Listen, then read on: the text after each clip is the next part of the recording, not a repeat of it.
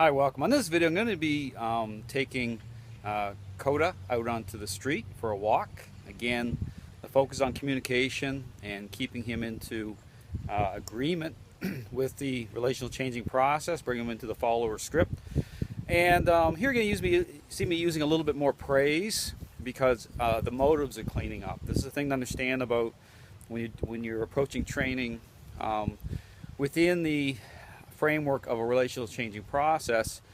You don't want to incentivize or use certain motivating agents because it's about relational change. So if you start into that, oftentimes what happens is the motives don't clean up. So you're still dealing with a devaluation issue. But once the motives clean up, then the incentive, how you're incentivizing, takes on a different meaning. Okay, that's the thing to understand. So really through the system, it's about the sequence of making sure meaningful change happens first, making sure that's absolutely happening, that nothing's interfering in that process. So it's all about depth. It's about the depth of the process itself. So that's why you don't want to work within these learning-based narratives such as quadrants. You want to approach training for what it is and identify it as such. So here, again, Kota's doing really well. Again, I'm going to walk on the street here a little bit. Happy to go. Good boy.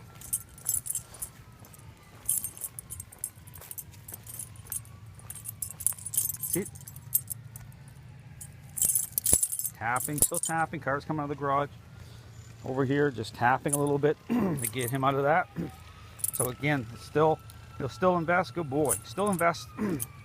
He's still investing a little bit. So just communicating. You want to interrupt that state. Again, he moved along really well. So here, I'm gonna praise him a little bit when he's good boy. When he's floating right along perfectly.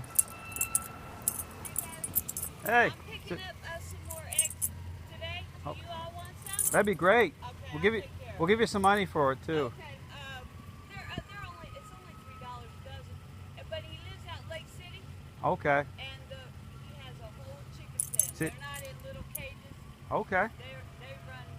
It's all organic. I love them. They're great. Okay, sure. We'll take a thing of them. Yeah. All right, baby. Super. I'll see you then tomorrow. All right. Thank you. So there's a little encounter with my neighbor, picking me up some eggs, organic eggs. But again, those things, that's real life. So that happens. Just tap, tap, tap with the leash. Move forward. Good boy. Tap, tap. Communicate as I go.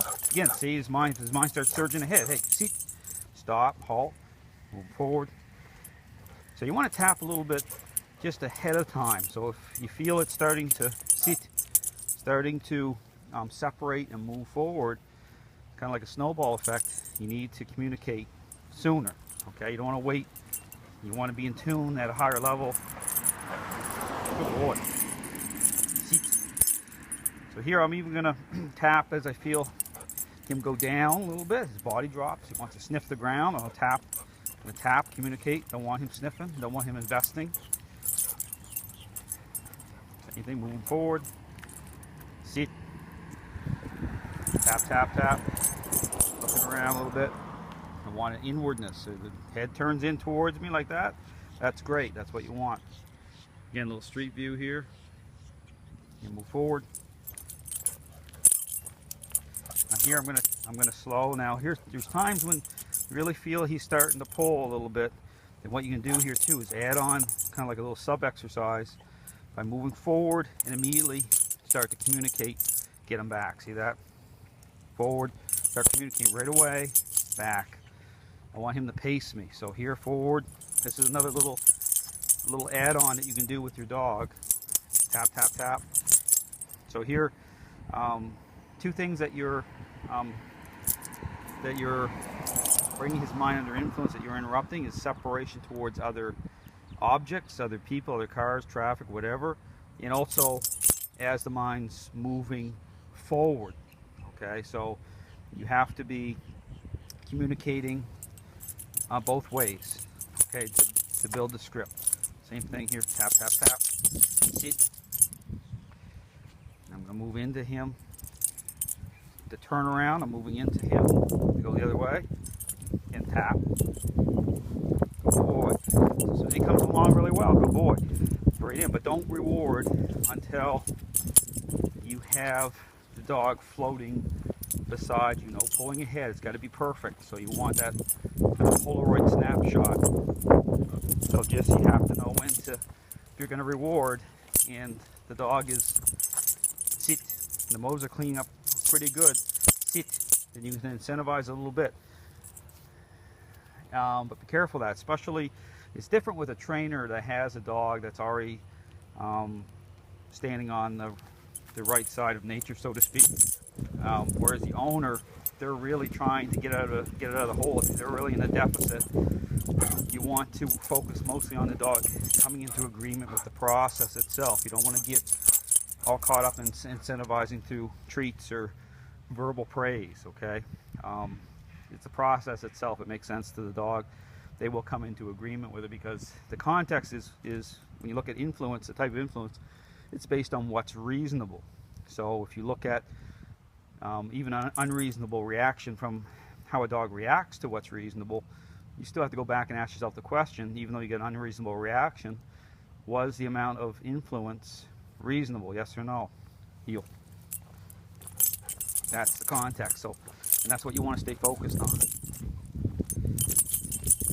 Here it's the same thing. When you're going to reward, if I'm going to reward Kota, there can't be any downward motion, can't be any forward pushing with the mind, it can't be any sideways separation. It's got to be, usually that'll happen right off the moment of influence when I'm communicating, and he stays in the script for a couple, 2 or 3 seconds. I'll give a little bit of a reward, heel.